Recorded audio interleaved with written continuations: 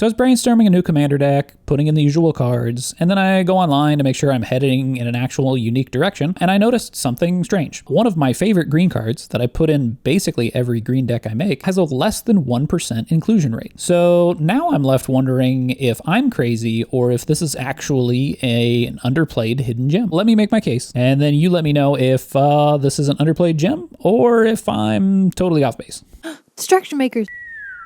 We've made the case before on the channel that fogs are pretty great in Commander and more people should be playing them. This one in particular is special. Beyond the fantastic Rebecca Gay art, I think this card's power is particularly understated. So let's get into the reasons why I think Moment's Peace is an incredible Magic card and you should be playing it in every green deck. Moment's Peace costs 1 green and 1 generic mana. It is an instant, says prevent all combat damage that would be dealt this turn, and that it has flashback for 1 green and 2 generic mana.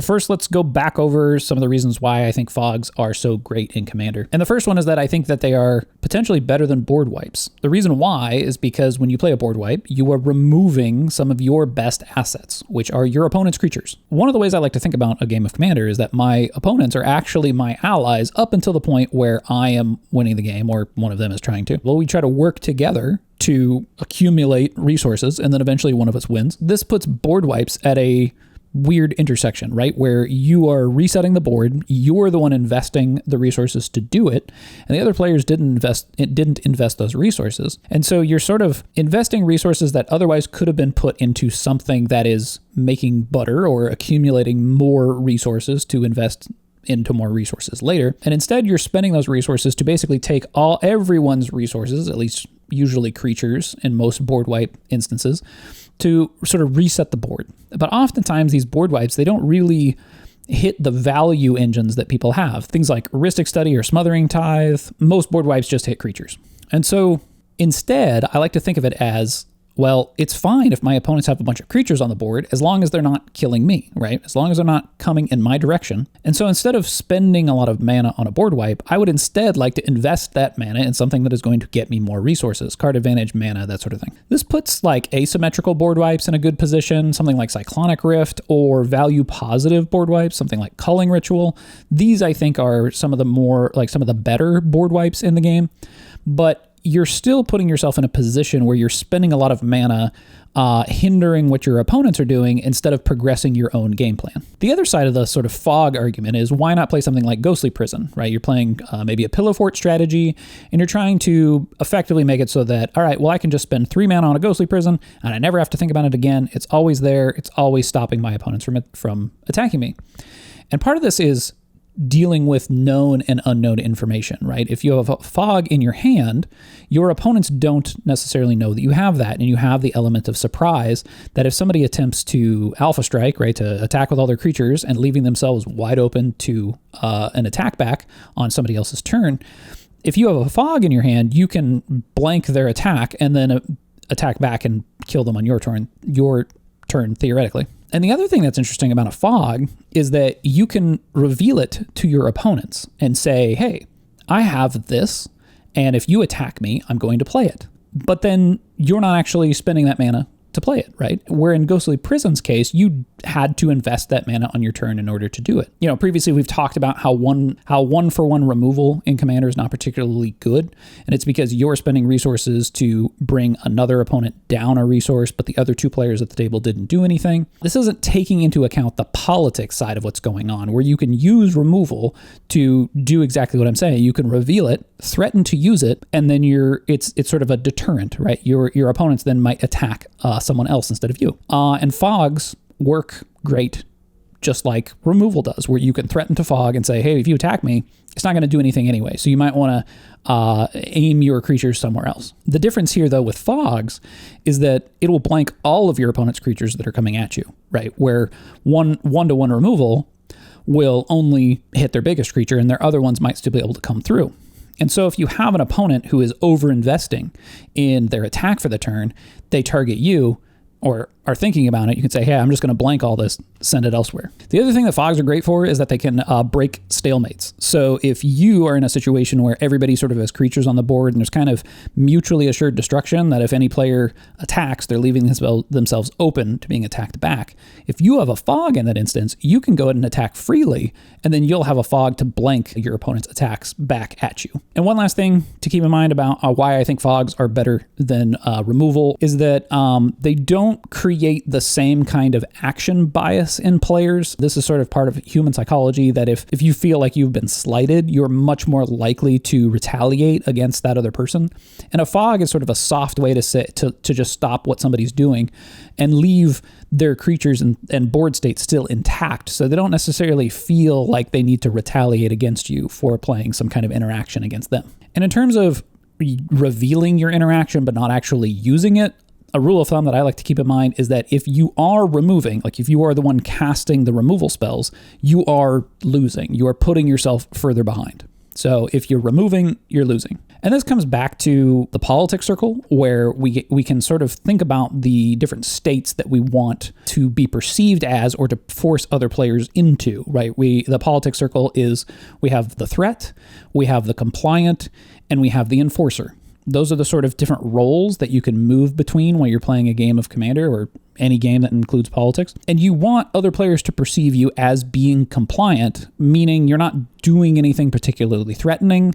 You might be advancing your own board state, but you're doing so in a way that other players don't really perceive as threatening. And you want other players to be perceived as the threat. And then once you have a player who is perceived as the threat, you want to try to convince other players that they need to do something about it. And so fogs put you in this great situation, right, where you don't have to act.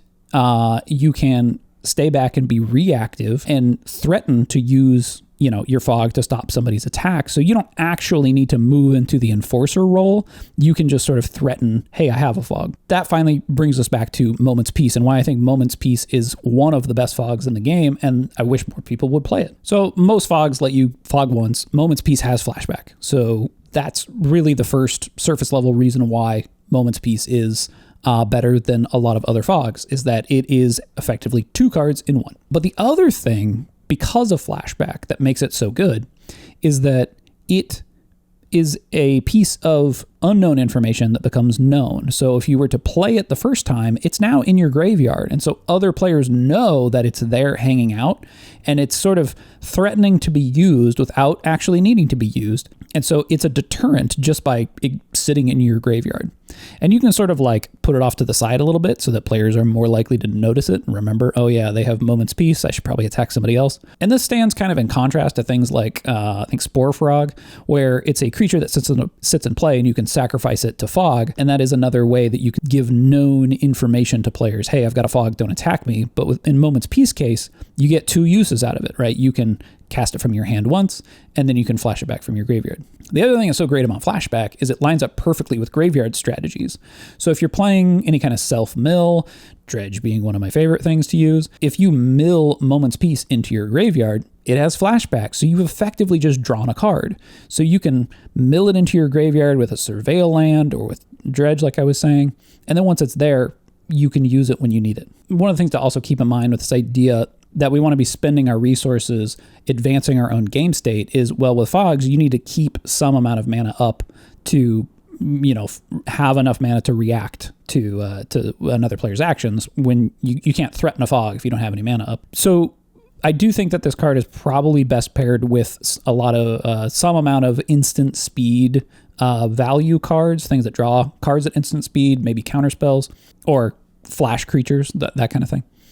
And that's kind of the lines in which I'm formulating the deck that I'm thinking about. So I think Moment's Peace fits in great there. So there's another fog that we should talk about, because this, I think, is the one that most players look to as the best fog in the game, and that's Constant Mists, right? So let's talk about Constant Mists for a minute and why I prefer to play Moment's Peace over Constant Mists. Constant Mist costs 1 green and 1 colorless, instant speed. It has buyback, sacrifice a land, which says you may sacrifice a land in addition to any other costs as you cast this spell. If you do, put this card into your hand as it resolves.